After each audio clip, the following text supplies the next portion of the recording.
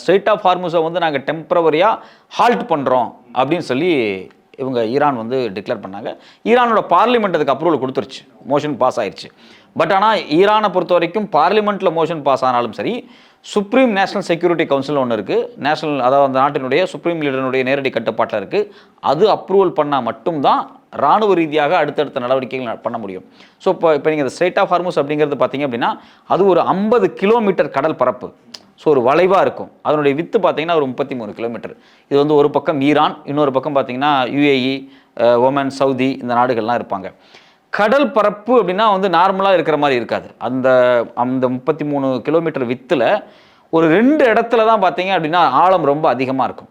அந்த இடத்துல தான் அந்த கப்பலை வந்து நகர்த்தி கொண்டு வந்து இந்திய பெருங்கடலுக்கு வந்து தான் நீங்கள் வந்து பெரிய பெரிய எண்ணெய் கப்பல்கள் போக முடியும்.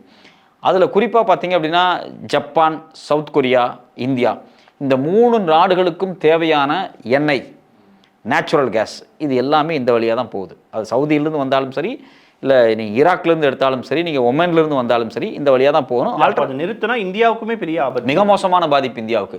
நீங்கள் எக்ஸாக்டாக சொல்லப்போனால் கிட்டத்தட்ட வேர்ல்டோட மொத்த க்ரூட் ஆயில் அந்த எடுத்து அந்த கப்பலில் கொண்டு போகக்கூடியது அந்த வழியாக போகிறது மட்டும் கிட்டத்தட்ட 20% அதிகம்.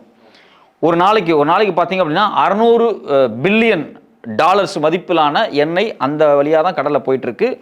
20லேருந்து 25 மில்லியன் பேரல்ஸ் பர் டே அது போயிட்டுருக்கு. ஸோ இதில் வந்து டேட்டாஸில் முன்ன பின்ன இருக்குது. சர்வதேச பத்திரிகைகள் எழுதும்போது சில பேர் வந்து 20ங்கிறாங்க, 25 வரைக்கும் போகுது. பட் ஆனால் 20 to 25.